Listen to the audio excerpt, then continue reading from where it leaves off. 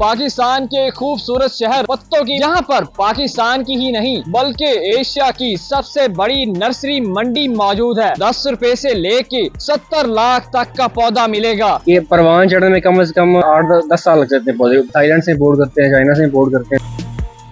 अस्सलाम वालेकुम। वालेकुम सलाम। क्या हाल है आपके? अल्हम्दुलिल्लाह। नाम क्या आपका? एहतिशाम। एहतिशाम, आप मुझे ये बताइएगा, ये नर्सरी फार्म आपका अपना है? जी, वालिद साहब ने स्टार्ट किया था, तकरीबन से स्टार्ट हुए भी 1970 से ये चल रहा है नर्सरी का यहाँ मार्केट में काम। और उसके बाद वालिद साहब के बाद हम खुद कर रहे हैं काम। अच्छा, आप मुझे ये बताएं कि आपकी नर्सरी के अंदर कितनी इकसाम के पौधे हैं इस वक्त? हमारे पास ज़्यादा ही इम्पोर्टेड पौधे होते हैं। बोनसाई थाईलैंड से इम्पोर्ट करते हैं, चाइना से इम्पोर्ट करते हैं। ज़्यादा हमारे पास इम्पोर्टेड चीज़ें हैं।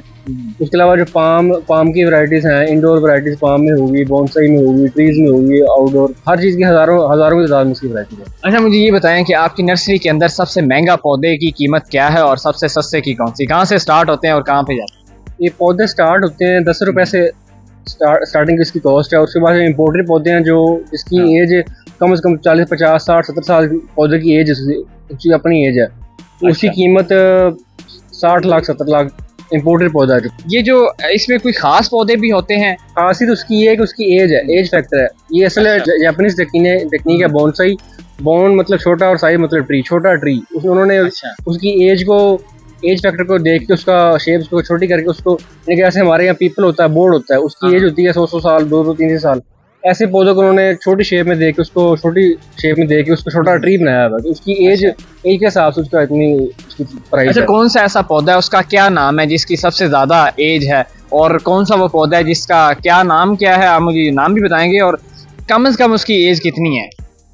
एज एस्टिमेटेड जो हमें अंदाजा है उसका कम से कम उसकी 70 साल 80 साल उसकी एज है पौधे की। वो आपके पास पड़े हैं इधर नर्सरी फार्म में और कितने हैं? जी बिल्कुल, हमारे पास इसकी इम्पोर्ट जो खुली हुई पाकिस्तान में, हमारे पास उसकी काफी वाइड वैरायटीज की पड़ी हुई है और बहुत ज्यादा तादाद पड़ा हुआ है। अच्छा, आप ये जो बहुत छोटे से इसको तैयार कैसे करते हैं? इनका बीज लेके आते हैं और कितनी देर में एक पौधा तैयार हो जाता है, फिर आप उसको नर्सरी में लेके आते हैं? पीछे भी कोई जगह वगैरह है जहाँ पे तैयार करते हैं? जी बिल्कुल, इसका कटिंग लगती है, पौधे की कटिंग लगती है। उसको ये परवान चढ़ने में कम से कम पौधा मेच्योर होने में 8-10 साल लग जाते हैं। पौधे को सिर्फ यहाँ जो लोकली है, जो इम्पोर्टेड है उसकी कॉस्ट देख लें। शिपमेंट की कॉस्ट आती है, इम्पोर्ट की सारा उसका जो रेट डाल के और उसको वहाँ से खरीदना है डॉलर में, तो सर उसका रेट ज़्यादा होता है। लोकली हम तैयार करेंगे तो 10 साल बाद पौधा मेच्योर हो जाएगा। आपका नाम क्या है? लाला शौकत। शौकत साहब, आप मुझे ये बताइएगा कि आप कितनी देर से इस कारोबार से और इन पौधों की एक्सपोर्ट से और इस कारोबार से आप कब से मुंसलिक हैं? तकरीबन 30 साल से। 30 साल से आप ये काम कर रहे हैं। आपने ये स्टार्ट किया था या आपकी फैमिली में पहले? फैमिली ने, मेरे वालिद ने किया था, उसके बाद मैंने शुरू किया। मुझे 30 साल हो गए। 30 साल। अच्छा, आप मुझे ये बताएं कि आपकी नर्सरी के अंदर कितनी इकसाम के पौधे मौजूद हैं? मेरी नर्सरी के वैसे बहुत ज्यादा है इसकी इकसाम है। मैं चंद इकसाम पे काम कर रहा हूँ क्योंकि मेरा ज्यादा काम एक्सपोर्ट। ये मैंगो है, ये भी एक्सपोर्ट के लिए तैयार हो रहा है। कौन सा? ये मैंगो है, मैंगो का पौधा है।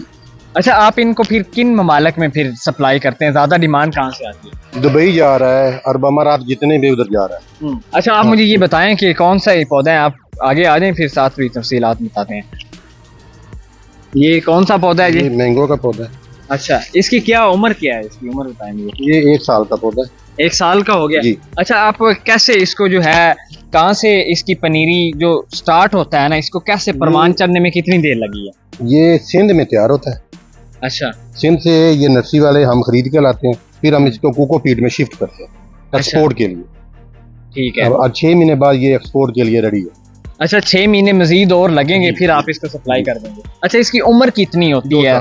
2 साल की होती है। उसके बाद फिर क्या इसका सीन होता है? बड़ा होता है? हाँ, बड़ा होता है। 3 साल बाद इसने फल लेना है। कितने ये रकबे के अंदर आपकी नर्सरी जो है ये मौजूद है? 5 एकड़। 5 एकड़ में मौजूद है। आप मुझे ये बताएं कि इन पौधे का क्या नाम है और ये कहाँ पे आप सप्लाई करते हैं? इसकी एज क्या है? इसका नाम क्या है? ये बैत पाम है, इसकी एज 2 साल है। 2 साल का पौधा है। अभी ये रेडी है, यानी कि एक्सपोर्ट के लिए रेडी है। मट्टी में नहीं तैयार कर, जो मट्टी में होते हैं उनमें क्या डिफरेंस होता है और इनमें क्या? ये वेटलेस है। हाँ। इसमें पौधा जल्दी खराब नहीं होता और दुनिया में मट्टी बैन है, वो मट्टी जा नहीं सकती। अच्छा, इसकी कीमत क्या है? किस तरह इसको, यानी आप एक्सपोर्ट करते हैं, इसकी कीमत क्या है? आपको खर्चा कितना आता है इस पर? ये $2.5 का, यानी कि एक पौधा है। 2.5 एक। आपको खर्चा यानी कितनी आ जाता है? फिर आपको वहाँ पे आगे सप्लाई करते हुए कितनी कॉस्ट पड़ जाती है इसकी? तकरीबन ये 50% हमें बच जाता है। अच्छा, सबसे महंगा जो है आपके पास पौधा है उसकी क्या कीमत है और कहाँ से स्टार्ट होती है? जो हम एक्सपोर्ट कर रहे हैं हाँ, एक्सपोर्ट वो ज़्यादा से ज़्यादा जो मैं महंगा तैयार कर रहा हूँ वो 3000, 4000, 5000 इससे ज़्यादा रेंज का नहीं मैं तैयार कर रहा। ठीक है। अच्छा, हमने तो सुना है कि यहाँ पे 10 रुपए से लेके 70 लाख तक के भी पौधे मौजूद हैं। बिल्कुल हैं, 10 रुपए का भी है और 70 लाख का भी है। वो बोनसाई है जो 70 लाख की है। ठीक है। वो क्या ज़्यादा पाकिस्तान में यूज़ होती हैं या आउट ऑफ कंट्री होती हैं? पाकिस्तान में यूज़ होती है, वो इम्पोर्टेड है, यानी कि वो चाइना से इम्पोर्ट हुई है, इसलिए वो महंगी है। जी नाज़रीन, इस नर्सरी के रकबे की बात की जाए तो तकरीबन रोड पर तकरीबन 16 से 20 किलोमीटर की मुसाफत पर ये नर्सरियां फैली हुई हैं। यहाँ के लोगों का तकरीबन 90% कारोबार इन नर्सरियों से मुंसलिक है। नाज़रीन, ये एशिया की सबसे बड़ी नर्सरी फार्म की मंडी इसे कहा जाता है। यहाँ पर बहुत इकसाम के पौधे मौजूद हैं और बहुत महंगे तरीन है। नाज़रीन, जितना हो सका हमने आपको सारी चीजें दिखाई, सारी चीजें तो हम कवर नहीं कर सके। अगली वीडियो में हम इंशाल्लाह आपको बाकी चीजें भी दिखाएंगे।